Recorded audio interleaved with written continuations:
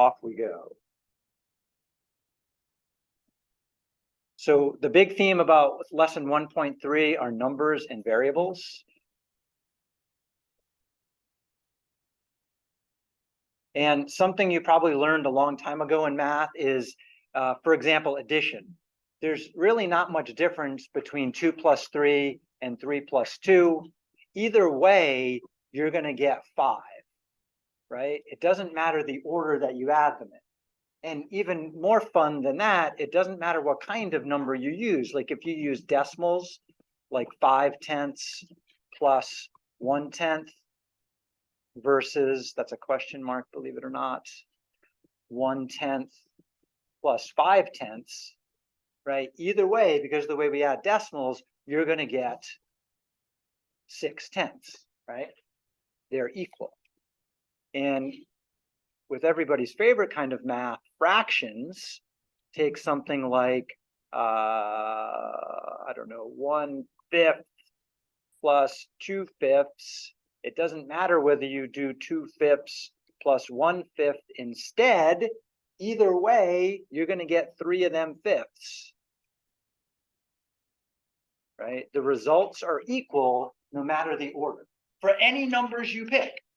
Like we can even throw some negative numbers in there. Let's do one more. What if I take something like -3 plus -5 versus -5 plus -3, right? The way I think about negative numbers is gain and loss. I lost $3 and I lost $5. So altogether, I've lost $8. And it doesn't matter the order that I lost it. Either way, I lose $8. Okay, so any two numbers, it doesn't matter what order you add them in. You guys remember seeing that before in math? So what math people decided to do is they decided to say things like A is any number,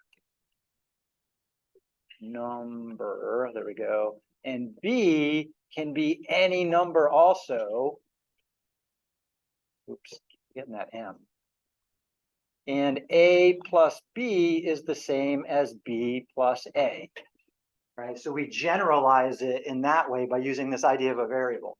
The number can vary. It doesn't matter how it varies. This is always true, right? So this gets us into the idea of algebra. Where does algebra come from?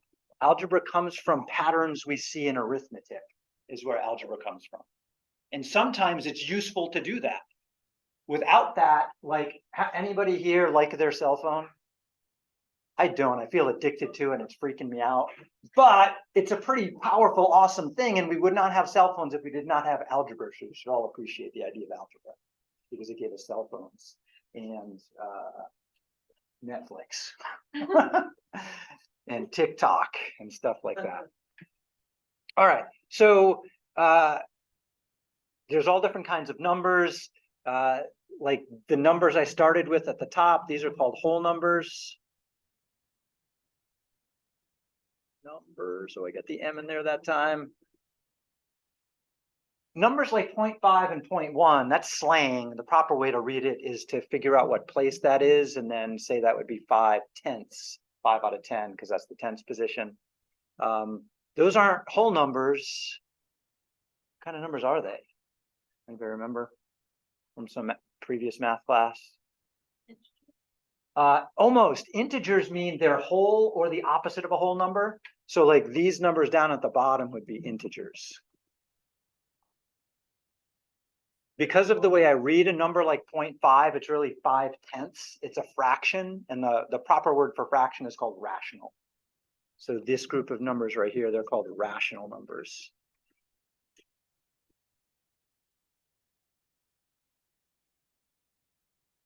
There are other kinds of numbers out there, but those are just a few of the number types that I'm hoping you've heard of before somewhere in the past. As far as algebra goes, there's 3 kinds of things I want you to remember from your past life in algebra. And we'll come back to this later in the course. Algebra. Sometimes we write expressions like R times T, right? And a little dot means times. something like that that doesn't have an equal sign in it is called an expression.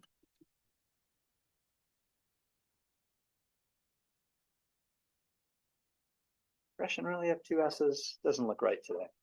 Yeah. It does, thank you. You ever write a word and you're like, wait, is that how you spell it really? And you know it is, but it just doesn't look right. Sometimes we write things and they have an equation in it, an equal sign in it, like 2x plus 1 equals 7. And usually when I make an x, I put a little hook on there so I can see it's not a times. And if it has an equal sign in it, it's called an equation. Good morning. And sometimes we might write things like 3y minus 2 has to be greater than 5. And that's called an inequality.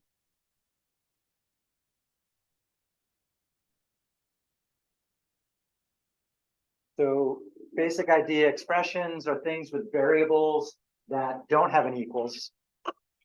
If it has an equals, we call it an equation. If it has like a greater than or a less than, or maybe it has a greater than or equal to or a less than or equal to, then we call it an inequality. There's actually one other inequality I didn't write down.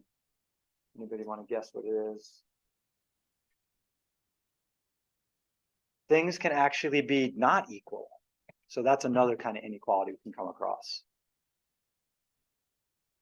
So that's kind of a big way of categorizing things we use in algebra. Expressions, equations, inequalities. And my hope is you've seen that somewhere in your past, and I'm gonna, as we need more of that stuff, I'll bring it up. But today was just, does this ring a bell? Do you remember seeing that stuff before?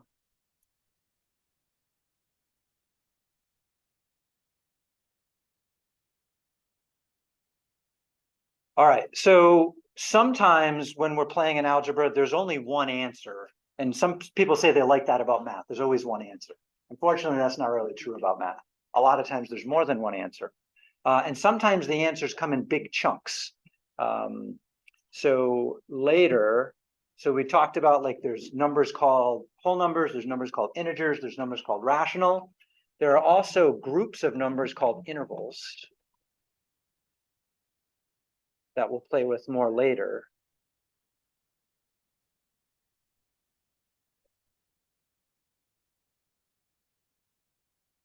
Are. So an interval, I think about a number line.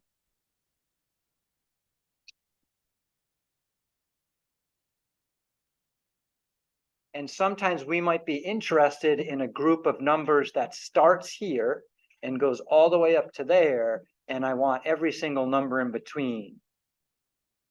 So that chunk of numbers right there, let's say it's important, there's a couple of ways I can describe it.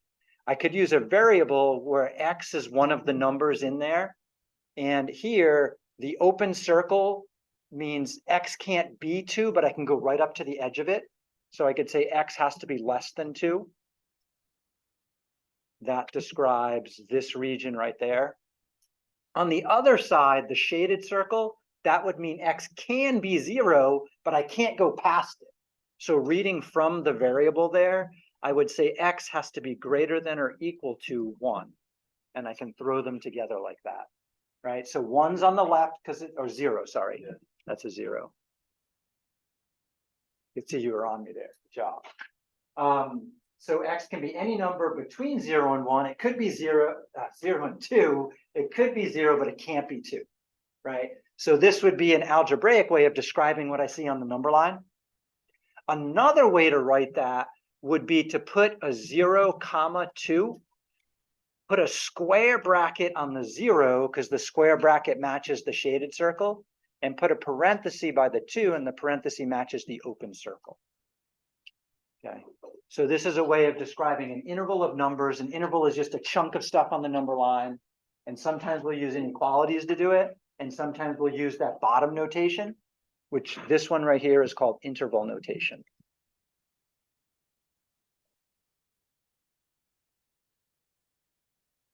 Interval notation. There we go. And my experience is most people are pretty comfortable with the number line and the inequality, but the interval notation, a lot of people haven't seen before or don't remember it. I'm curious, how many people at this bottom version is new to them? Anybody here? Couple? You? Okay. Yeah, and we'll play with it some more later. There'll be another lesson that comes up.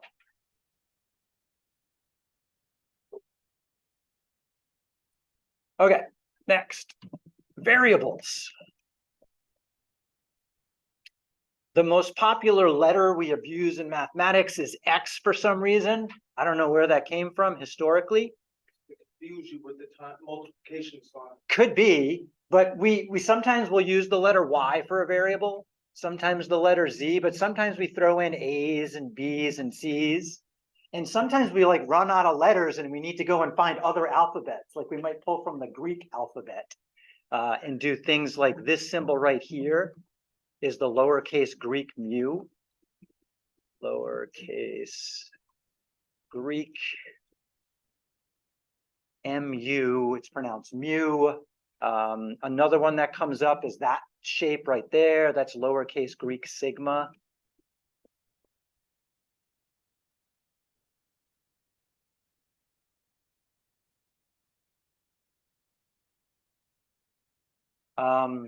And, you know, a variable is often something that can change, but is often something we don't know.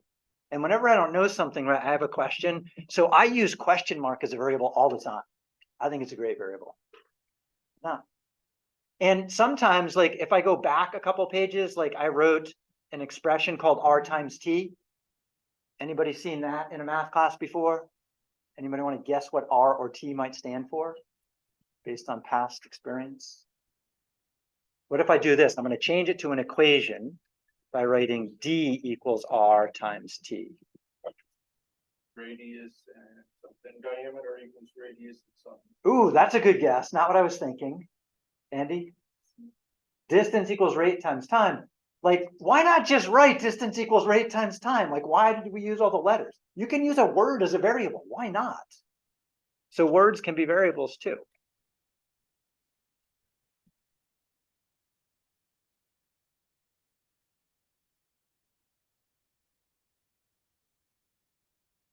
So I could write, for example, an algebraic statement that says just distance equals rate times time. And the whole word rate is just a variable called rate. Okay, why don't we do that? Well, because it's a lot more writing. It's easier to write D, R, and T. So there's this trade-off between being clear and being concise. And often people in math try to be concise because they don't have to write as much, so they can move on, get the job done. Anybody here have any interest in like computer programming? Nobody? Okay, I teach an intro to programming. It's a wicked fun class. In programming, we generally use words for variables, not just letters, because it's easier to read, right? And most people type faster than they can write. So, so sometimes we use letters for variables. Sometimes I'm going to use a question mark for variable. Could be like I might do a box. What times 7 equals 14?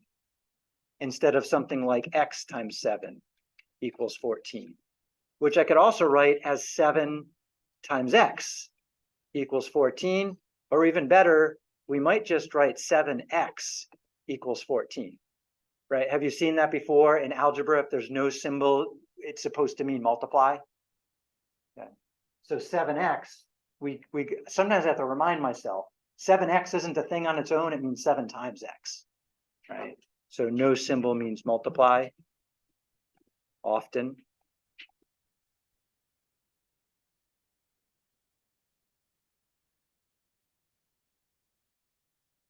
So there's a whole bunch of stuff in this particular lesson that's just kind of supposed to ring a bell, like stuff you've seen before related to algebra.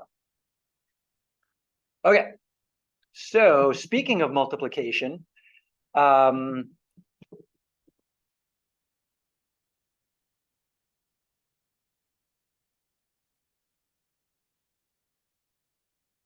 2, 3, 4, 5, 6, 7, 8, 9, 10. If I take 10 twos and multiply them, that was a lot of writing. My hand's starting to cramp. Is there an easier way to write that? 10 cube, I mean, 10 to 10. Almost, not 10, but 2. Two, Yeah. So that would be 2 raised to the power 10. So, 24. ooh, good, 1024. Wow. Yeah, so the 10 is an exponent. The 2 is called the base. And the exponent tells us how many times to write the base to multiply, is one way to think about it.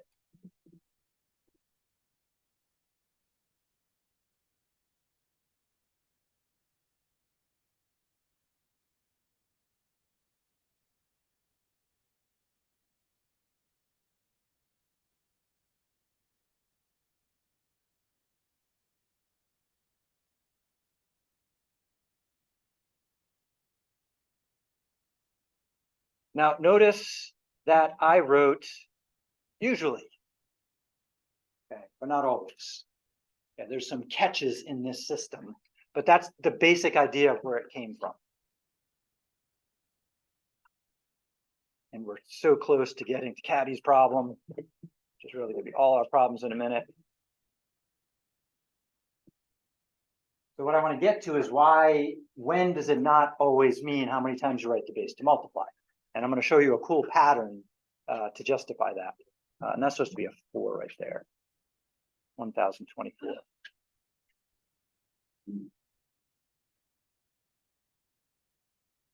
But usually it means how many times I write the base. Now, it's not how many times I multiply. We often say that, but that's not really what it means. And I'll give an example here. Take a smaller problem like 2 times 2 times 2, which is 2 cubed, right? So in my head, I go 2 times 2 is 4, and then I multiply by 2, and I get 8, so the answer's got to be 8. How many times did I multiply? Twice. Yeah. I wrote the base 1, 2, 3 times, but I only multiplied twice. So an exponent doesn't mean how many times you multiply. It definitely doesn't mean that. It just means how many times to write the base and then multiply. But, okay, so let's do a little pattern over here. 2 cubed is 8. 2 to the second power is 4, right? Here's part of the usual or unusual. 2 to the first means write it once, but I don't get to multiply because there's nothing else there. Okay. Now, there's a pattern going on. 3, 2, 1. What should come next? 0. Okay. So the pattern on the left side, pretty straightforward, right? 3, 2, 1, 0. On the right side, there's a pattern, and the pattern I see is to get from 8 to 4, or from 4 to 2, I should divide by 2, right? 8 divided by 2 is 4.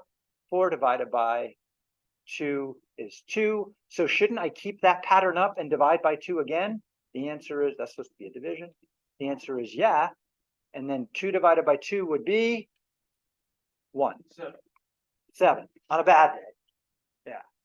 So 2 to the power 0 is 1. And I think this came up in class the other day, but it could be confusing you guys with another class. But almost any number to the power 0 is 1 because of a similar pattern like this.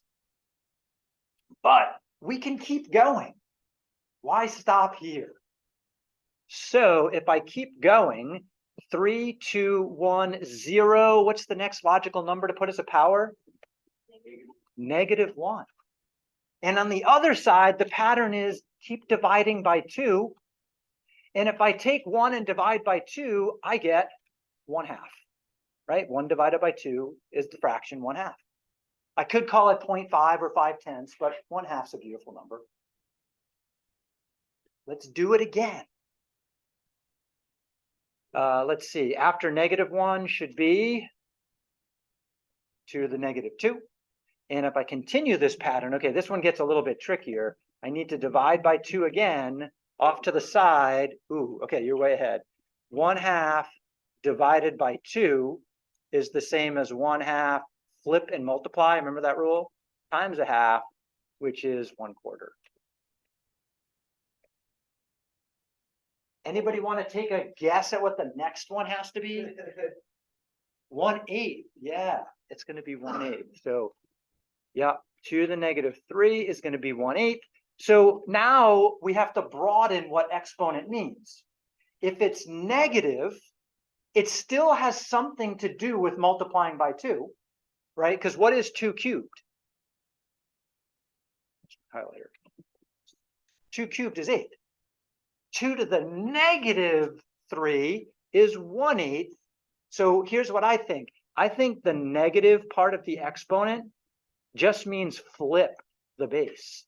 Instead of 2, it becomes 1/2. That's all a negative exponent means. You just have to, tweak our understanding of it. What's that? Put a 1 on top. Yes, put a 1 on top. Yeah. So new rule about exponents. A negative exponent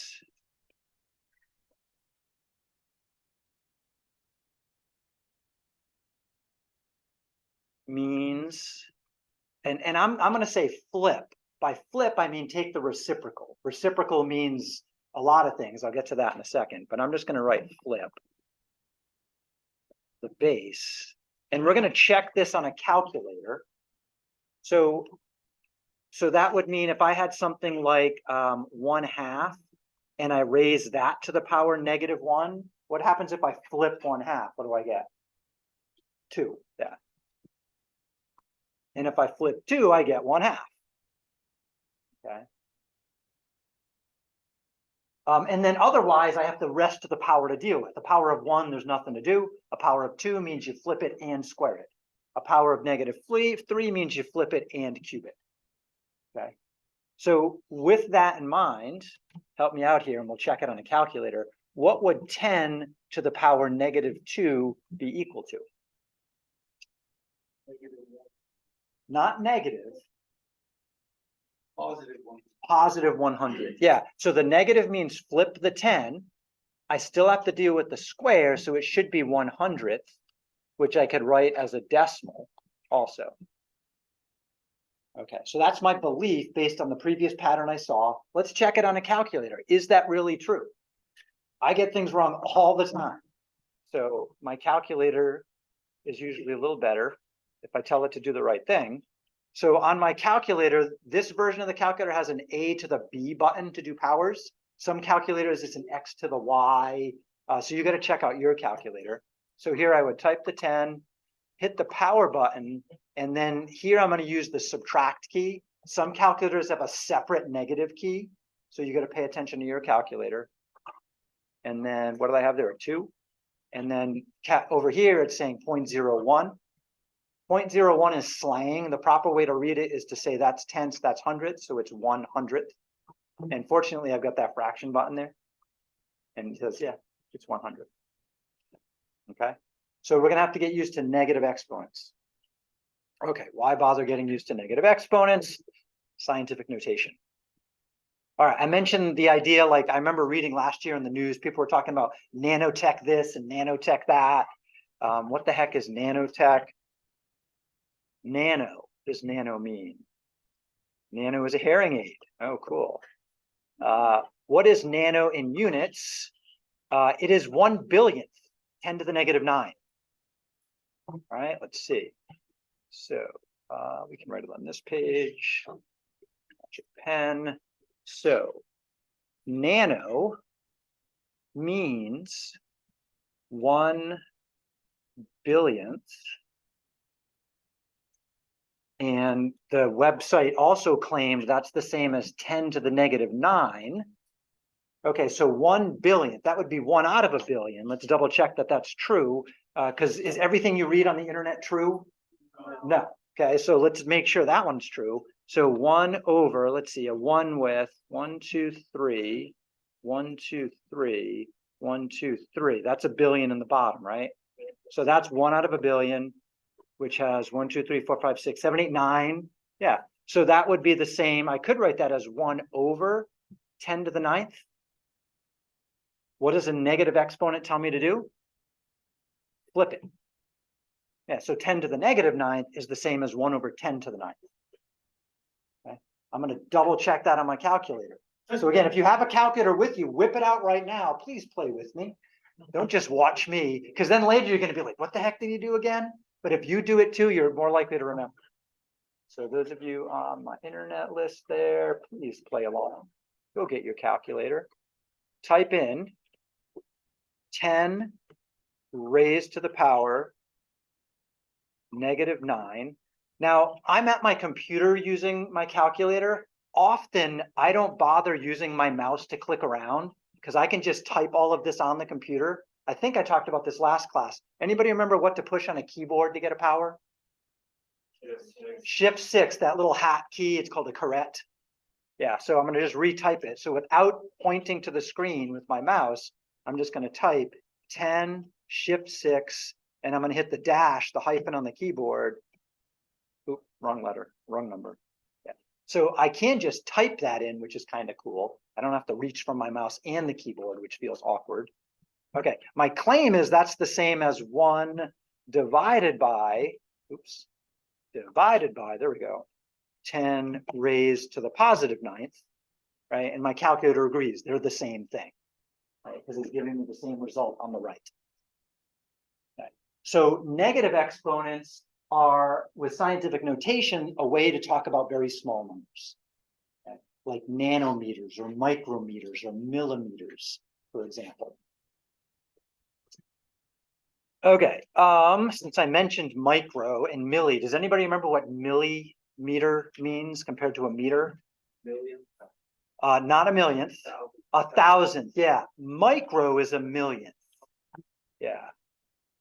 So since we have nano up here, nano is a billionth. Micro means 1,000,000th.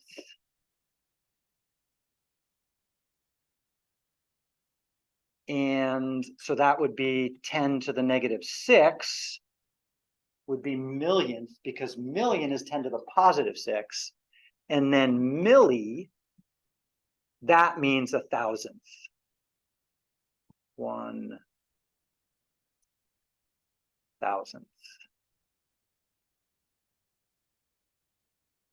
Okay. So that would be 10 to the -3. All right, so let's see.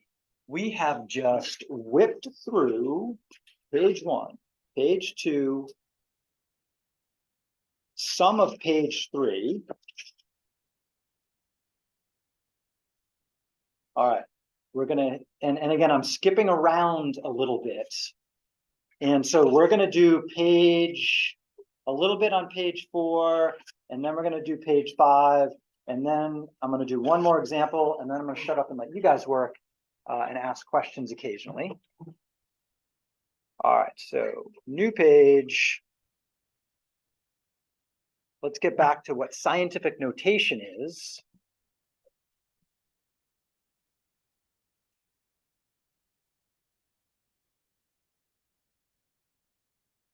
With scientific notation, we have some number, I'm going to call it capital N, times 10 to some power. And I'm going to use the hashtag for the power there just for fun. Why can't a hashtag be an exponent? I mean, a variable. Why not? So the important thing about scientific notation is the state of that number in front. And that number in front could be 1.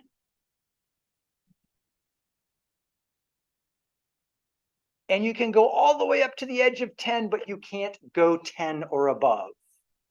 Okay, so what that means is this number out front can only have 1 digit to the left of the decimal.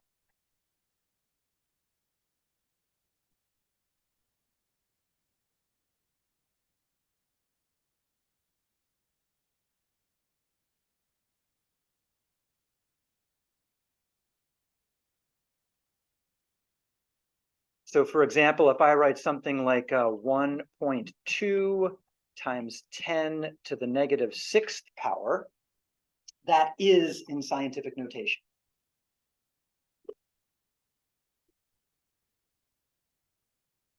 But if I wrote something like 12 times 10 to the -7th, that is not in scientific notation. Right, because the 12 is bigger than 10. There's 2 numbers to the left of the hidden decimal, right? There's an imaginary decimal living right there on the right.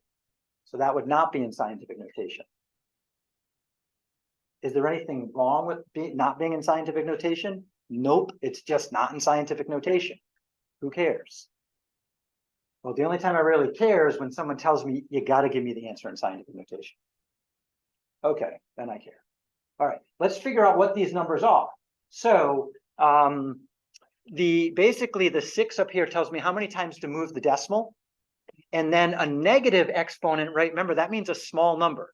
So I have to move the decimal 6 times and get a small number. So which way does the decimal have to go here? It's got to go to the left.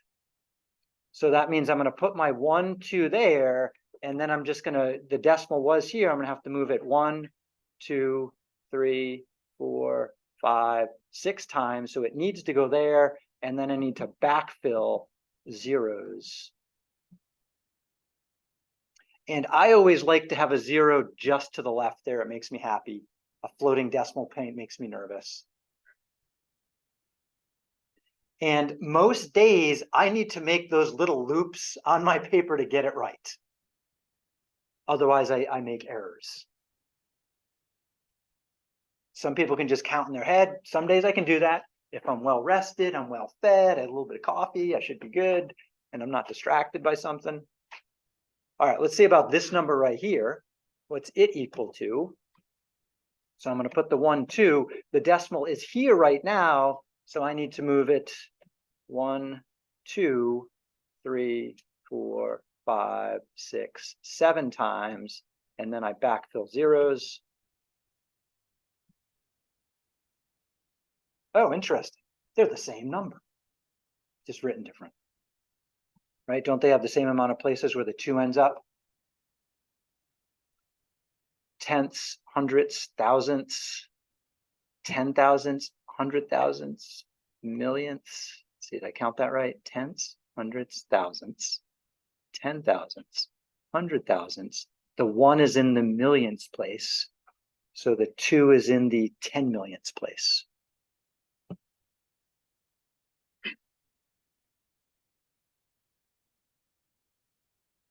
All right. Scientific notation. Now we're going to skip to problem number 8. And I highly, if you haven't taken your phone or a computer out, you're going to need it for the next part. And you guys are going to help me fill this out. So I want to make a copy of it here. So I need to take these ideas here. That's what I do. Wrong page. And rank them using scientific notation.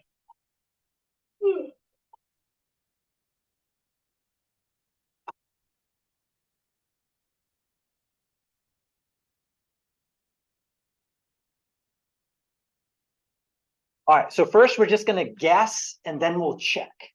So 10 to the 12th meters. Okay, 10 to the 12th meters. How many meters is 10 to the 12th? Anybody remember what 10 to the 12th is? 9th is billions, so 12th is trillions.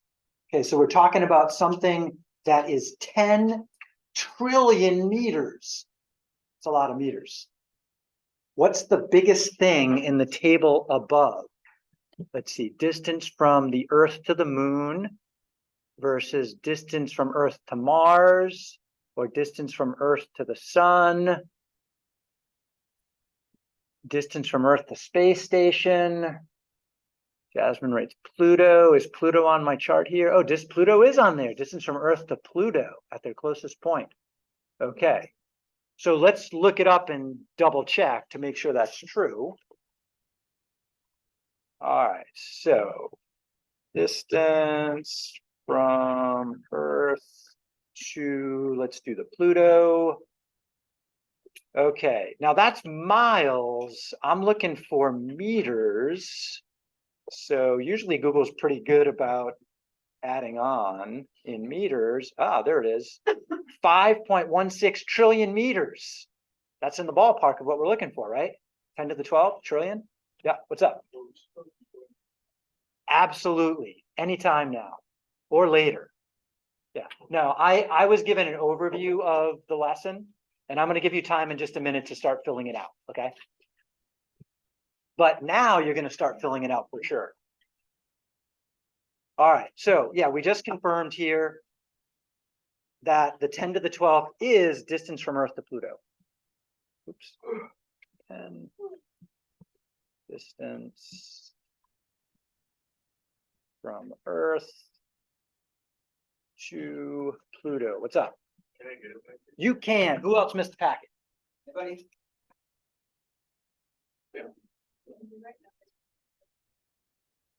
Like if we were to like put numbers in them and then.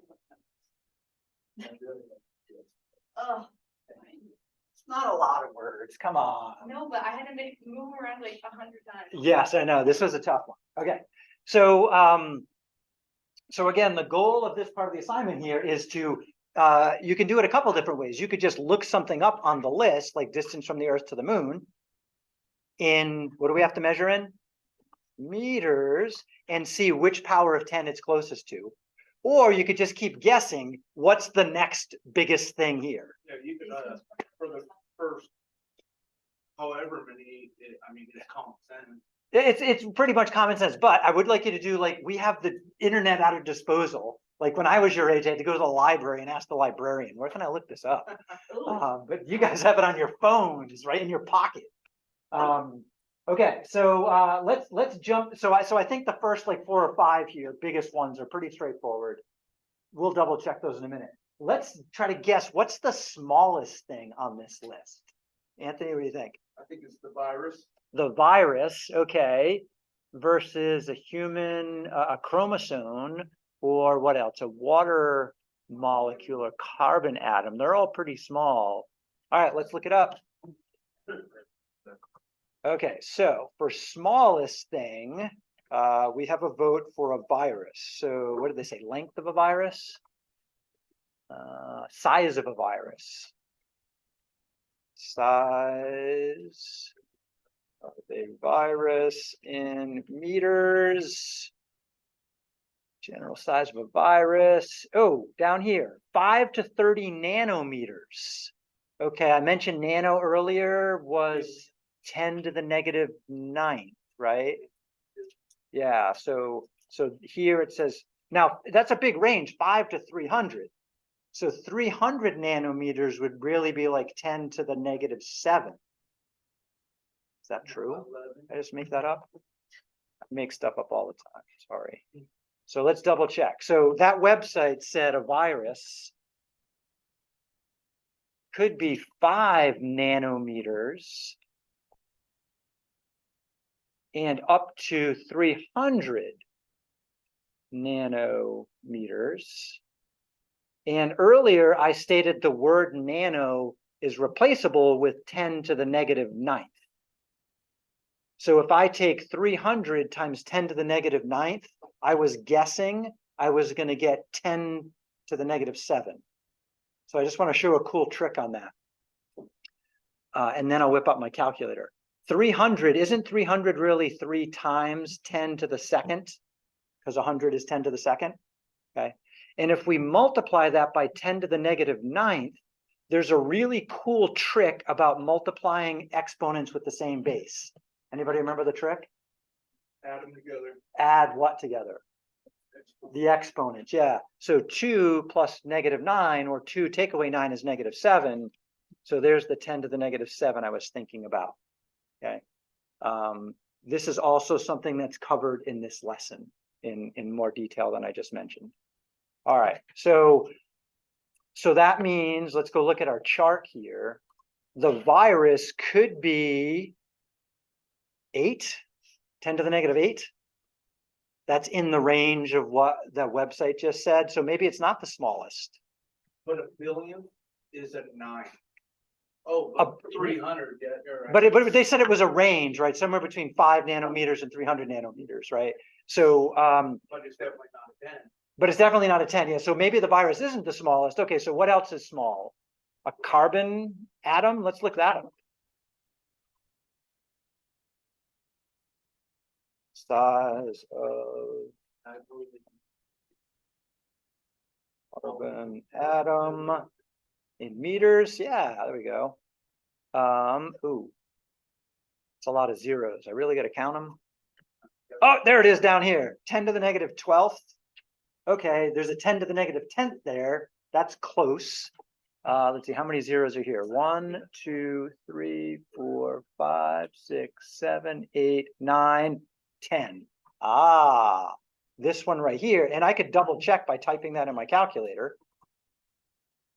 0.12345678915-ish is what they said. Oh, you're not going to give me scientific notation. Damn. All right, well, I counted the one was in the 10th spot. So it looks like, where's my chart here? 10 to the negative 10th is a carbon atom.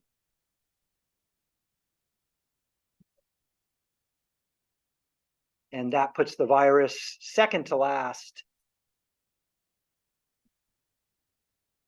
Oops, missed a letter there. A virus. Okay, so here comes the point where I shut up and I let you guys work on this part or previous parts. And then in a little bit, I'm going to break in and we're going to go over the last couple of pages together.